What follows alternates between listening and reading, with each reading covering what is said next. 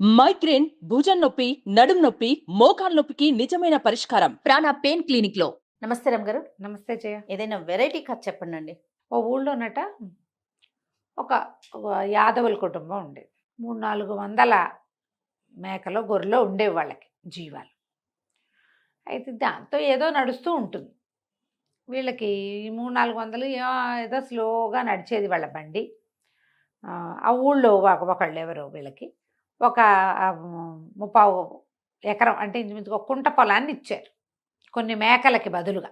ఇస్తే సరే ఏదో సుమారైన కొండ్ర, అది అంత బాగా ఓహో అనే పంట కాదు. జొన్నలు వేసేవాళ్ళు, ఏదో పండేది. వీళ్ళ రొట్ల వరకు సరిపోయేది, పెద్ద పంట గింట ఏం లేదు. కాలక్రమాన ఈ రైతు మన ఆయనకి, యాదవుల ఆయనకి కళ్ళు పోయినాయి.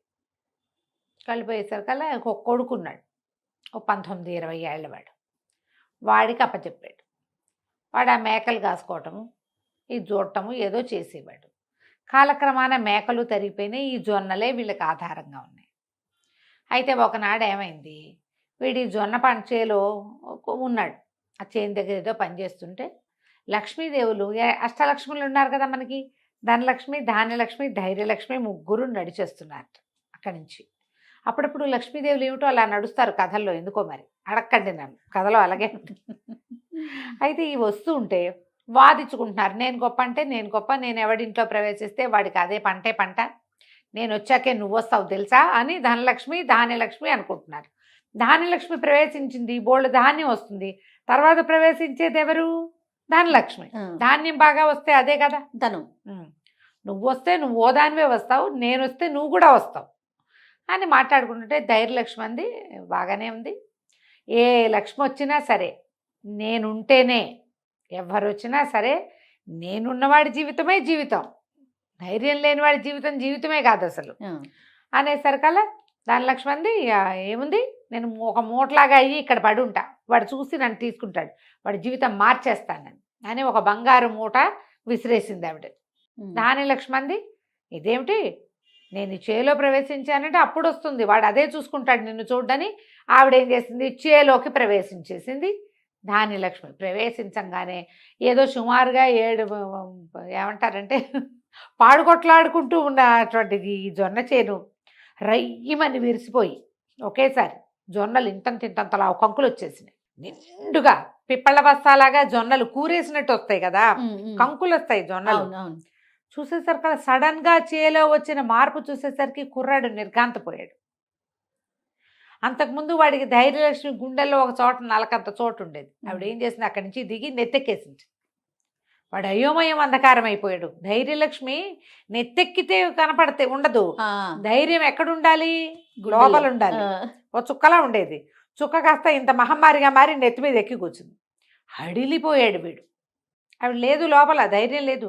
ఏమిటో ఇది చూద్దామనుకోలే, వాడు పరిగెత్తుకుంటూ ఇంటికి వెళ్ళిపోదామనుకున్నాడు. అంతకుముందే వాడికి ఒక స్నేహితుడైన అందుల కుర్రవాడు, అంధుడు ఒక కుర్రాడు, దివ్యచక్షువు, కళ్ళు లేనివాడు. వాడు ఈ గొర్రెలు మేకలు తోలటానికి వెళ్ళినప్పుడు మాట్లాడుకున్నారు వాళ్ళిద్దరు. కళ్ళు లేకుండా ఎలా నడుస్తావురా అని అడిగినప్పుడల్లా అది చాలా సులువేనని చెప్పాడు. వీడు ఇక్కడికి వెళ్దామనుకున్నవాడు పరిగెత్తుకుంటూ వెళ్ళొద్దు, కళ్ళు లేకుండా ఇంటికి వెళ్ళాలని ప్లాన్ చేసుకున్నా కదా అని కళ్ళు మూసుకొని నడిచి వెళ్ళటం మొదలుపెట్టాడు. మధ్యలో వచ్చింది ధనపు మూట. ఆ మూటని వాడు ముట్టుకోనే లేదు, కనపడలేదు. లేకపోతే ఈ మూట ఎవరిది ఏమిటని చూసినా డబ్బులు కనపడేవి. నడుచుకుంటూ పోయి వాళ్ళ నాన్నకి చెప్పాడు, నాన్న చేనంతా ఏదోగా అయిపోయింది, వాడికి పెద్ద పెద్ద కంకులు కాయటం అన్న మాటే వాడికి తెలీదు, ఏం చెయ్యాలో తెలియలే. సరే వాళ్ళ నాన్న అన్నాడు, ఏం చేస్తానరా నాయన, నాకు కళ్ళు కనపడవు, చేసేదేముంది, ఏదో ఒక రకంగా అమ్ముకుని బతుకుదాము అని చెప్పాడు. కుర్రాడు మళ్ళీ నాన్నకి చెప్పేసి వెనక్కి వస్తుంటే ఒక వ్యాపారస్తుడు ఒక ఆయన ఆ దారిని పోతూ అక్కడ నిలబడి ఆ జొన్నక చేలోకే చూస్తున్నాడు. చూస్తుంటే కుర్రాడు, ఏంటండి చూస్తున్నారు అన్నాడు. ఎవరిదిరా అబ్బాయి, ఈ చేనంటే మాదేనండి అన్నాడు. ఏడుపు మొహం పెట్టుకుంది. వీడికి తెలియటల్లా ఆ కనపడేది అద్భుతమైన పంట అని వాడి బుర్రకెక్కలా అసలు. ఏదైనా సానుకూలంగా ఆలోచించాలంటే ధైర్యం కావాలి, ఆ ధైర్యం లేదు వీడికి. ఆవిడ నెత్తెక్కి కూర్చుంది అంతే. దాంతో ఆయన అన్నాడు, అమ్మేస్తావా అన్నాడు. ఎందుకు అమ్మేనండి, మొత్తం అమ్మేస్తానండి, పొలం కూడా అమ్మేస్తాను అన్నాడు. జొన్న పొలం, కుంట పొలము, వ్యాపారస్తుడికి అమ్మేశాడు బోల్డ్ డబ్బులకి. ఆయన చాలా ఎక్కువే ఇచ్చాడు. డబ్బులన్నీ నాన్న చేతికి అప్పచెప్పాడు అమ్మేశానని. అయితే ఆ వ్యాపారస్తుడు అన్నాడు, ఎరా కుర్రాడా, మరి నువ్వు ఎలాగూ చేను లేదు నీకు, ఏం చేస్తావు, నా దగ్గర పని చేయి, రోజు నెలకు 30 రూపాయలు ఇస్తా, తిండి బట్ట నేనే ఇస్తా, పెళ్ళి పేరంట నేనే చేస్తా, రా నాతోటి అన్నాడు. అనగానే కుర్రాడు ఒప్పుకున్నాడు. అనేసరికి వ్యాపారస్తుడు అన్నాడు, నాతో వచ్చేసి 30 రూపాయలు ఇస్తానంటే కుర్రాడికి పని ఏముంది ఇక్కడ, అంతేగా, మేకలు లేవు, పొలం లేదు, ఇక ఉండటం ఎందుకంటే డబ్బులు ఎలాగో నాన్న దగ్గరికి అప్పచెప్పా కదా అని ఆయన వెనకాల పడి వెళ్ళాడు. వెళ్తే అసలు ఆ జొన్నలు ఇంతంతలావు గింజ. ఆయన ఎట్లా ప్రచారం చేశాడంటే, మా జొన్నలు మామూలు జొన్నలు కాదు, బంగారు పంట పండినట్టు పండుతుంది, దీన్ని పిండి చేయలే, ఇంకా ఆయన విత్తనాలు చేశాడు. విత్తనంగా అమ్మితే బాగా పోతుంది కదా, ఓ ఊళ్ళో అమ్మేశాడు. ఇంకో ఊళ్ళో అసలు బస్తాల్లో కనబడుతున్న జొన్నలు చూస్తే జనాలు ఎగబడిపోయారు, ముత్యాల్లా ఉన్నాయి అవి. ఆ ఊరు రాజుగారికి ఏం చెప్పాడంటే, నాకు ఒక బండీడు జొన్నలు మీకు ఇచ్చేస్తా, బండి జొన్నలు ఇచ్చేస్తా, ఒక ఏనుగు అంబారీ తోటి సహా కావాలి నాకు, ఏనుగు అంబారీతో సహా. ఆ రాజుగారి దగ్గర 15 ఎన్నో ఏనుగులు ఉన్నాయి. ఇలాంటి గింజలు ఏనాడు కంటితో కూడా చూడలేదు వాళ్ళు. ఆ ఏనుగు అంబారీ వీళ్ళకి అప్పచెప్పారు. ఈయన ఏం చేశాడు, ఆ ఊళ్ళోని చక్కగా మంచి బట్టలు జరి తలపాగా అవి కొని, ఈ మన గొల్ల కుర్రాడు ఉన్నాడు కదా ఈ అబ్బాయి, ఈ కుర్రాడికి చక్కగా బట్టలు అలంకారం చేసి ఆ ఏనుగు మీద కూర్చోబెట్టాడు. ఏనుగుతో సహా ఊళ్ళు తిరగటం మొదలుపెట్టాడు. వాడు తెలివితేటలు. తీసుకెళ్ళి పక్క ఊళ్ళో ఏం చెప్పంటే, బంగారు రాజు గారు, మా రాజుగారి పేరు బంగారు రాజు, బంగారు రాజు గారు, ఈయన ఏలుబడిలో ప్రతి మట్టి ఉంటే చాలు, జొన్న గింజ పడిందంటే 1,00,000 గింజలు వస్తాయి అక్కడ, మామూలుగా ఉండదు, మేము సూపరు, ఇక మా రాజుగారే స్వయంగా అన్ని ఊళ్ళలోనూ ఇలాంటి జొన్నలు పండించాలని తీసుకొచ్చాడని ఈ ఏనుగు అంబారీ కూడా చూపించి వాటిని ఇంకా 3 రేటుకి అమ్ముకున్నాడు. 2 ఊళ్ళు తిరిగేసరికల్లా 3వ ఊళ్ళో రాజుగారికి ఏం పుట్టింది, బంగారు రాజు కుర్రాడైతే చూడ్డానికి బాగున్నాడు, వాళ్ళ అమ్మాయిని ఇచ్చి పెళ్లి చేద్దామని తోచింది ఆయనకి. అసలు మా ఊళ్ళో ఏ పొలము ఖాళీ ఉండదు, మా ఊరంతా జొన్నలే, జొన్న పంటే పండుతుంది మాకు. రాజుగారు చేత్తోటి వేస్తే ఎలాంటి బ్యారన్ ల్యాండ్లో అయినా సరే ఏమంటారు దాన్ని, ఊషర క్షేత్రం అంటారు, బీడు భూములు, బీడులో కూడా జొన్నలు పండేస్తాయి, మా రాజ్యం అంతా జొన్న పంటేనని చెప్పుకున్నాడు. కుర్రాడు బాగున్నాడు. సరే వాళ్ళు ఏమనుకున్నారు, రాజుగారు పెళ్లి చేస్తామన్నారు. పెళ్లి చేస్తామనేసరికల్లా ఈ కుర్రాడికి పెద్ద భయం, వాడు బిక్క చచ్చిపోయి కూర్చునేవాడు దాని మీద. సరే వివాహం అయిపోయింది. వివాహం అయిపోయాక పొద్దునంతా వివాహ క్రియలన్నీ జరిగాయి, ఏదో భోజనం పెట్టారు, తిన్నాడు, ఏదో చేయమన్నారు చేశాడు. నన్ను ఏదో బలిస్తున్నారేమోనని అనుమానం మొదలైంది. ధైర్యం లేదు లోపల, వాడికి ధైర్యలక్ష్మి లేదు కదా, లేక సరే సాయంకాలం ఏం చేశారు, ఉదయం ఒక అంతఃపురంలోకి ఈవిడ్ని పంపించి రాజకుమార్తె వచ్చింది. ఆ రాజకుమార్తెను చూసేసరికల్లా హడేలిపోయి సాకినో ఢాకినో అనుకున్నాడు. అమ్మ బాబోయ్, ఇంకేముంది, బలి ఇవ్వడానికి లోపల తీసుకుపోతున్నారు, అందుకే ఇంత అలంకారం, ఇన్ని పువ్వులు ఉన్నాయి, మంచం ఉందని అర్థం కాల వాడికి. ఆ రాజకుమార్తె దగ్గరకు వచ్చింది దండం పెట్టాను, భర్తకి దండం పెట్టమంటారు తొలి రాత్రి. దగ్గరకు వచ్చేసరికల్లా ఒక్క తోపు తీసి లగెత్తేసాడు, పరిగెత్తి ఈ వ్యాపారస్తుడు ఉన్న సత్రంలో ఎగిరిపడ్డాడు. పడేసరికల్లా ఆయన చూడడం ఏమిటి, చెంపలు వాయిగొట్టేశాడు ఆయన వ్యాపారస్తుడు. దౌర్భాగ్యుడా, లక్షణంగా పెళ్లి చేస్తే ఇంత పని చేస్తావా, హాత్తేరి అన్నాడు. ఈ ముందు పెళ్ళప్పుడు కూడా ఈయన చెప్పాడు, మా పద్ధతి ప్రకారమే పెళ్ళి అవ్వాలన్నాడు. ఆ పెళ్ళికి కుర్రాడు పెళ్ళి నేను చేసుకోనంటే పెడరెక్కలు విరిచి కట్టి పెళ్లి చేశారు, ఇదే మా పద్ధతి అని. 4 సైనికులు 10 మంది కలిసి వాడిని తాళ్లతో కట్టేసి పల్లకిలో పడేసి మోసుకుపోయారు. ఇదే వాళ్ళ పద్ధతి అనుకున్నారు అక్కడ వాళ్ళు.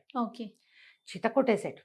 చితకొట్టి, ఇంత చక్కటి సంబంధం చేస్తే పెళ్లి చేసుకోవా, నాకు రావాల్సిన సొమ్మంతా పోగొడుతున్నావు నువ్వని ఈ రాజుగారి దగ్గరికి వెళ్ళి ఏం చెప్పాడు, మా రాజకుమారుడికి చాలా లెక్కలండి, అసలు విత్తనం విత్తటానికి టైం చూస్తాడు, రాత్రి ఏనుగు తొండాలంత ధారలతో వానబడిద్దిట, అదే ముహూర్తం అండి, వర్షాలు పడేటప్పుడు పునఃసమాగమం పనికిరాదండి, పునఃసంధానం.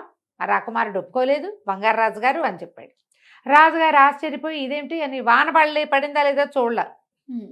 ఆ ఊళ్ళల్లో ఏమిటి, రాజుగారి ఇల్లు ఒకటే ఉండదుగా, ఆయన కోటలో ఉంటాడు, అంతఃపురం వేరేగా ఉంటుంది. మళ్ళీ ముహూర్తం పెట్టించారు పునఃసమాగమానికి. సరే మళ్ళీ ఏం చేశారు, 2వ రోజు రాత్రి కూడా ఈ కుర్రాడు మళ్ళా యువరాణి దగ్గరికి వెళ్ళేసరికి ఆమెను చూడంగానే పరిగెత్తి వేరే చోటకి పారిపోవటం తెలియలా వాడికి. మళ్ళా వ్యాపారస్తుడు ఉన్న చోటకే వెళ్ళాడు. వెళ్ళగానే ఆయన ఏం చేశాడు, ముందు రోజు చెంపకాయలు వాయించి ఈ పూట చక్కగా సున్నంలోకి ఎముక లేకుండా దంచి పెట్టేసాడు, చిత్త కొట్టేసాడు. కొట్టేసి నువ్వు పెళ్లి చేసుకున్నావు, ఆ అమ్మాయితోటి కాపురం చేసి తీరాలి నువ్వు, లేకపోతే నువ్వు ఈ రాజ్యానికి రావు, నువ్వు రాజువు కాలేవు, నేను మంత్రిని కాలేను. ఈ జొన్నలు ఎక్కడ విత్తినా అక్కడ మొలకెత్తేస్తున్నాయి ధాన్యలక్ష్మి దయ వల్ల. కొట్టాడు. మళ్ళీ రాజుగారి దగ్గర చెప్పాడు, ఏనుగు తలకాయ అంత దారలతో వాన పడిందండి, ఇట్లా కుదరదు, మంచి ముహూర్తం పెట్టించలేదు మీ వాళ్ళు అని పోట్లాడాడు. రాజుగారు ఆశ్చర్యపోయి సరైన మంచి ముహూర్తం పెట్టండి అంటే మర్నాడు ఇంకొక ముహూర్తం పెట్టారు. వాళ్ళు కూడా ముహూర్తం అంటారేమిటి, 3 రోజులు మంచి ముహూర్తాలే పెట్టామనుకుంటున్నారు. ఇక 3వ నాడు మళ్ళీ పల్లకిలో చేతులు కట్టేసి వీడిని మోసిపోయారు పంతపురానికి. లోపలికి వెళ్తుంటే వాడికి అనిపించింది, ఎన్నిసార్లు పరిగెడతాను, ఇదేదో చచ్చిపోతామనుకుని పరిగెడితే, వస్తామని పరిగెడితే అక్కడికి వెళ్తే చావు దెబ్బలు తినాల్సి వస్తుంది కదా, అదే అందుకని ఆ చావేది ఇక్కడే చచ్చిపోతాం ఒక దెబ్బకే అని చెప్పి ఒక మూల కూర్చున్నాడు. మూల కూర్చునేసరికల్లా ధైర్యలక్ష్మి దిగొచ్చింది నెత్తి మీద నుంచి. ధనలక్ష్మి ధాన్యలక్ష్మి కూడా వచ్చారు. చూసారా, మీరున్నా నేను లేకపోవటం వల్ల వీడికి అనుభవంలోకి రాలా. అవును, ధనము అనుభవంలోకి రాలా, కళ్ళు మూసేసుకున్నాడు. ధాన్యము అనుభవంలోకి రాలా, అమ్మేసుకున్నాడు. పోనీ దానివల్ల వచ్చిన డబ్బైనా వీడికి అనుభవంలోకి వచ్చిందా అంటే వీడు ఇలాగే బట్టలు కట్టుకుంటున్నాడు. సంతోషం ఇది వాడికి, ఏదైనా కొత్త బట్ట కట్టుకున్నాం మనం, సంతోషంగా మనకు కాన్ఫిడెన్స్ తోటి కట్టుకుంటే ఉండే సంతోషం వేరు. వాళ్ళు ఏదో ఇచ్చారు కాబట్టి కట్టుకున్నామని అంటే ఏముండదు. కాన్ఫిడెన్స్ లేకపోతే, వీడు ల్యాక్ ఆఫ్ కాన్ఫిడెన్స్తో బాధపడుతున్నాడు, అది నేను అని నెత్తి మీద నుంచి దిగి వాడి పక్కన నుంచునేసరికల్లా వీడు ఇంత లోపల అవతల నుంచి యువరాణి వచ్చింది. రాగానే వీడు లేచి దగ్గరికి వెళ్ళి పలకరించాడు. తను పెళ్ళామని తెలుసు, మామూలుగా ఉన్నాడు. యువరాణి ఆశ్చర్యపోయింది, ఊరిని ఇంత మామూలుగా ఉన్నాడే, ముందు రోజంతా గోల్ చేసి పరిగెత్తాడు కదా. సరే, భార్యాభర్త దగ్గరయ్యారు. ఈ అబ్బాయి చాలా స్థిమితంగా ఉండిపోయాడు. మర్నాడు పొద్దున చాలా సింపుల్గా రాజుగారికి, ఈయన ఒక వ్యాపారస్తుడని, తన చేలో పండిన జొన్నల వల్లే ఇతను బాగుపడ్డాడని, అందుకే తనని రాజుని చేశాడని ఓపెన్గా చెప్పేశాడు. ధైర్యం వచ్చేసింది. రాజుగారు నిజం చెప్పినందుకు సంతోషించి, నాయనా నీ చేత్తో ఈ జొన్నలు ఇక్కడ విజ్జయి అని చెప్పి వ్యాపారస్తుడికి తగిన బహుమతి ఇచ్చి పంపించేశాడు. నీకు మాకు సంబంధం లేదు, ఇంకా వెళ్ళిపో నువ్వు. కుర్రాడు నార్మల్గా ఉన్నాడు, వీడిని బెదిరించి ఆయన లాక్కుపోలేడు. ఆ తర్వాత ఆ రాజ్యానికి రాజు అయ్యాడు. ఎవరైనా సరే డబ్బులు కాదు వాడికి కావాల్సింది, అంతే, లోపల ధైర్యం, కాన్ఫిడెన్స్ అంటాం దాన్ని. ఆ కాన్ఫిడెన్స్ ఉన్నవాడు, వాడి దగ్గర నలకంతున్నా కాన్ఫిడెంట్గానే ఉంటాడు, ఏనుగు తలకాయ ఎంతున్నా కాన్ఫిడెంట్గానే ఉంటాడు. బేసిక్గా వాడికి ఉండవలసిన విషయం ఏమిటి, కాన్ఫిడెన్స్. అంతే. అది చదువులో కావచ్చు, డబ్బుల్లో కావచ్చు, వ్యాపారంలో కావచ్చు, ఉద్యోగంలో కావచ్చు, బతకటానికి కూడా కాన్ఫిడెన్సే కావాలి. కాన్ఫిడెంట్గా జీవించండి. చాలా బాగుంది రమ్మ గారు. నమస్తే. నమస్తే జయ.